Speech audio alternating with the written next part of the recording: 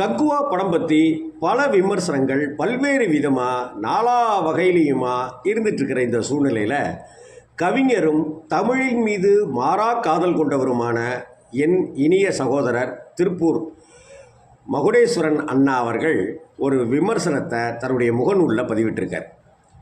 அதில் அவர் 1070ஆம் ஆண்டுகளில் ஐந்தீவு நாடுகள் எனப்படுகின்ற 5 நீர் சூழிகளை கொண்ட நாடுகள் தத்தம் இனக்குழுவினரோடு வாழ்ந்து வருகின்றன.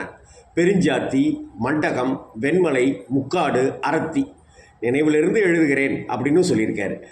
இந்த 5 நாடுகளில் ஒவ்வொன்றுக்கும் ஒவ்வொரு சிறப்பு. ஒவ்வொரு நாட்டு தலைமையகமும் இயற்கை எழில் சூழ்ந்த மலை முகடுகளில் இன்கா பழங்குடிகள் வாழ்ந்த மச்சுபிச்சு வடிவத்தில் இருக்குது. அவற்றை கைப்பற்ற ரோமானிய களங்கள் வருது. அந்த நீர்சூழி நாடுகளில் முதன்மையானது பெருஞ்சாத்தி அரசு. அந்த நாட்டு தலைவருடைய மகன் கங்குவன். அவனை கங்குவா, கங்கா அப்படின்னு உறக்க கத்தி அழைக்கிறார்கள். மரவழியன், நாட்டுக்குடிகட்கு போர் பயிற்சி அளிப்பவன், அனைத்திலும் வல்லான். ரோமானிய படையிட்ட பொற்காசுகளுக்கு விட போய் நாட்டினை காட்டி கொடுக்குற வஞ்சகத்தில் இறங்குறாங்க 2 பேர். பெருஞ்சலாத்தி குடியொருவன், அதற்கு தூண்டும் அரத்தி குடியொருவன். 100 கூட்டி வந்து கொள்ளுகின்ற இந்த முயற்சியில் இறங்குறாங்க வஞ்சகர் இருவரும். 2வது முயற்சியில் வஞ்சகருடைய முயற்சி கண்டறியப்பட்டு பிடிபடுகிறான். அந்த பிடிபாட்டிற்கு ஒரு போர் நடக்குது. அவனை நாட்டுக்கு அழைத்து சென்று வஞ்சகத்துக்கு தண்டனை மக்கள் சூழ தீயிட்டு பொசுக்கிறாங்க. குடும்பத்தோடு தீயிடுன்னு குழாத்தின் முடிவு. தன் மகனை கங்குவனிடம் ஒப்படைச்சிட்டு அழலேறுகிறாள் வஞ்சகனுடைய மனைவி. அந்த சிறுவனுக்கு அந்நாட்டில் எல்லா பயிற்சியும் அளிக்கிறான் கங்குவன். இருவரும் செல்கின்ற ஒரு நிலையில் தமக்கு நேரும் கொல் முயற்சியில் அந்த சிறுவனே கங்குவனை கொல்ல மாறில் வாழ்ப்பாச்சிருக்கும். அவனே தன்னை கொள்ளலாம்னு, அதற்கும் முன்பாக நாட்டை காப்பாற்றுகிற கடுமை ஒன்று இருக்கணும், அதனை நிறைவேற்றிய பிறகு தன்னை கொன்னுடு அப்படின்னும் சிறுவன்கிட்ட வாக்குத்தத்தம் தர்றான் கங்குவன். நாடு திரும்புகையில் வாழ்குடிகள் அச்சிறுவன் மேலே கற்களை எறிகிற. அந்த கற்களுக்கு தடுப்பாகி சிறுவனை காக்கிறான் கங்குவான். வெறுமனை விட முடியாதுன்னு அச்சிறுவனை புலிக்காட்டில் ஏகச் செய்யும் முடிவினை குடிக்கூட்டம் எடுக்குது. கங்குவனும் சிறுவனோடு சென்று பழகுகையில் சிறுவருக்கு வெம்மை தனியுது. கங்குவன் இல்லாமையால் பெருஞ்சாத்தி பெண் குழாத்த பிணை பற்றும் முயற்சியில் பகைவர்கள் ஈடுபடுறாங்க. அங்கே பிணைப்படும் நிலையில் சங்கெடுத்து கங்குவனை அழைன்னு நெரிக்கிறாங்க. திவ்வர்கள், அதாவது பகை வீரர்கள், சங்கோலம் வழியாக பெண்களும் கங்குவனும் காடு தாண்டி உரையாடுறாங்க. அவர்கள் 15, நீங்களோ 30 அடித்து கொள்ள மாட்டீர்களா என்பதுதான் கங்குவனின் செய்தி. கங்குவன் வழங்கிய போர் பயிற்சியோட முதன்மை மரத்திகளான அப்பெண்கள் அரத்தி தெவ்வர்களை தவிடுபொடியாக்குறாங்க. இதுக்கு இடையில் அரத்தி நாட்டு அரசன் ரோமானியரோடு சேர்ந்து படை நடத்தி கங்குவனோட நாட்டு மேலாண்மையை தகர்க்க துணியினான். கங்குவனை கொள்வதற்காக அரத்தி மன்னனோட இளவரசர்கள் இருவரும் போகிறாங்க. அந்த போரில் அரத்திய இளவாடிகளை கங்குவன் கொன்று திருப்புகிறான். தம் மக்கள் வெறுமையாய் உயிரற்று திரும்பியதை கண்டதும் அரத்தியன் வெஞ்சினம் கொண்டு இறுதி போரை தொடுக்கிறான். தாங்கள் நினைச்சவற்றுக்கு மாறாகவே கொடுந்திக்கில் எல்லாம் செல்கின்றன அப்படிங்கிறதுனால ரோமானியர் தலைவன் அரத்தியன்கிட்ட எங்களை விடுபடுத்தவும் பொற்காசுகளை திருப்பி அளிக்கவும் வேண்டுகிறான். என் மக்கள் இறந்து விட்ட பிறகு இனி அது உன் போர் இல்லை என் போர் அப்படின்னு அறிவிக்கிற அரத்தியன் ரோமானியர் தலைவனை கொன்று அவன் படைகளையும் களங்களையும் எடுத்துக்கிறான். இந்த காட்சிகள் யாவும் 10ஆம் நூற்றாண்டில் நடந்துட்டு இருக்குது. 10ஆம் நூற்றாண்டில் நடந்துட்டு இருக்குது. இதுக்கு இடையில் நிகழ்காலத்து காட்சிகளாக கோவாப்பட்டினத்தில் காவல்துறை தலைவர் ஒருவர் சில்வண்டாடிகளாய் திரிகிற இளைஞன், இளைஞி ஆகிய இருவரையும் பயன்படுத்தி தாம் பிடிபிடித்த வேண்டிய குற்றவாளிகளை சிறைப்படுத்துகிறார். அந்த இளைஞனும் இளைஞியும் முன்னாள் காதலர்கள், இந்நாள் ஊடலவர்கள்.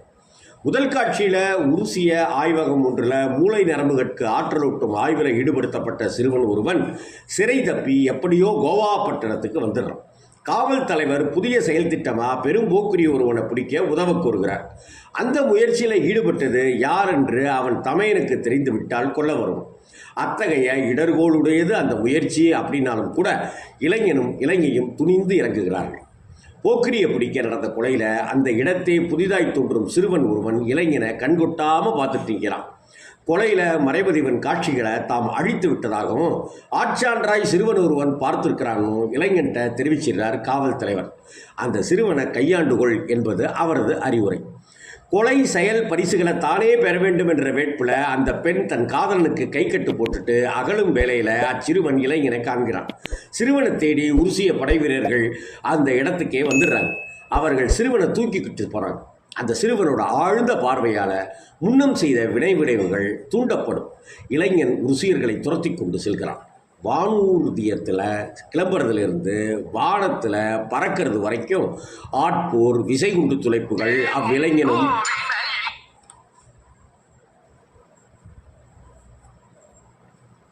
வானூர்தியத்தில் கிளம்புறதுலேருந்து வானத்தில் பறக்கிறது வரைக்கும் ஆட்போர், விசைகுண்டு துளைப்புகள் அந்த இளைஞனும் சிறுவனுமே முற்காலத்தில் கங்குவனும் சிறுவனும் ஆகும். நிகழ்காலத்தில் வானூர்தி சண்டை நடக்க கங்குவனுக்கும் அரத்திமன்னனுக்கும் இடையே கடலிடையே களம் ஒன்றில் பெரும் மழைக்கு நடுவே பெருஞ்சண்டை நடக்குது. சிறுவனை பிணைபற்றிய அரத்தியனுக்கும் கங்குவனுக்கும் அடிதடி புரள். களத்தின் எல்லா மரக்கட்டைகளும் தும்பு தும்பா பெயர்ந்து வந்து முத்திரட்சி கண்ணடிக்குள்ள விழுது. போரில் அரத்தியன் இறக்கிறான். அரத்தியன் வெறுமைக்கு தீமூட்டும் உரிமையில் இளவரசர்கள் இல்லைங்கிற நிலை. அரத்தியோட மனம் தாண்டிய பெண்ணுறவில் பிறந்து தள்ளி வைக்கப்பட்ட கொடிய மகன் ஒருவன் அவ்வுரிமை தனக்கேன்னு தீவெட்டிய இயந்திரம். மேடை மீது அரசிருக்கை தென்படுது. அதனை நோக்கி செல்கையில் மக்கள் குழாம் எதிர்த்து கூக்குரலிடுது. தந்தை செத்ததால் அரசிருக்கை எனக்குரியது, ஆனால் தந்தையின் பகை ஒன்று மீதமிருப்பது. தந்தையை கொன்றவனை கொன்றுவிட்டுத்தான் அமரும்போது தான் அது முற்றிலும் எனக்குரியது அப்படின்னதும் மக்கள் மகிழ்ந்து வெறிக்கூச்சல் இடுகின்றார்கள். தம் பகை வென்று தர வந்துவிட்டான்னு அவனை தம் என ஏற்கின்றனர். படம் முடிகிறது. இனி கங்குவா படத்தை பற்றி கவிஞர் மகுடேஸ்வரன் இன்னும் சில விஷயங்களை சொல்கிறார். இந்த படத்தை பற்றி பரப்பப்பட்ட எதிர்மொழிகள் பலவும் மிகைப்படுத்தப்பட்டு சொல்லப்பட்டிருக்கு. தமிழில் இந்திய அளவில் கூட வெளிவந்த முத்திரட்சி, அதாவது 3D படங்களில் இந்த படத்தினுடைய அளவுக்கு காட்சி இன்பம் தந்த படம் வேற எதுவுமே இல்லை. ஒரு திரைப்படமாக அளப்பரிய உள்ளடக்க செறிவு கொண்ட படமாகவும் கங்குவா இருக்கு. தமிழை தொன்மக்கள் பேச்சு மொழியாக உருவாக்கியிருக்காங்க. எடுத்துக்காட்டாக அழைப்பதற்கு சே என்ற விழியை பயன்படுத்துகிறாங்க. அதனை விளங்கிக் கொள்வதற்கு சுவைஞர் திரள் முயலவில்லை. உரையாடல்களில் செந்தமிழை பயன்படுத்தியிருக்காங்க. புதிய புதிய வரலாற்று தன்மை மிக்க பெயர் சொற்களை ஆண்டிருக்கிறாங்க. மண் தொடா, மண்டியிடா, எதிர்கொள்வோம், எதிரிக்கொள்வோம் என்று சொற்றொடர்கள்லாம் வருது. ஈராயிரக் குழவிகளுக்கு அவை எப்படி எட்டும் கொட்டும். ஒவ்வொரு சொல்லின் ஈற்றிலும் நெடில் நீட்டம் பெற்று ஒலிக்கின்றனர். வா என்று நெடுங்கணக்கில் கத்துகின்றனர். ஒட்டுமொத்த போர்க்குரலாக நீட்டொலியை பயன்படுத்தி இருக்கிறதுனால எல்லாரும் கத்துவதாகவே தெரிகிறது. இசையமைப்பாளர் சில தொன்மை இசைக்கருவிகளை, ஒலிகளை பயன்படுத்தியிருக்கார். அந்த வேறுபாடு ஊன்றி கவனிக்கத்தக்கது. ஒவ்வொரு சுடுவையும் எப்படி கற்பனை செய்தனர், கட்டமைத்தனர், திரையில் கொண்டு வந்தனர் வியக்கும் அளவுக்கான கூட்டு உழைப்பு தான் கங்குவா. இணைய ஊடகங்கள் எவ்வளவு எளிதில் வெறுப்பை விதைத்துவிடும். ஒன்றை விதை முளைப்பிலேயே கருக்கிவிடும்.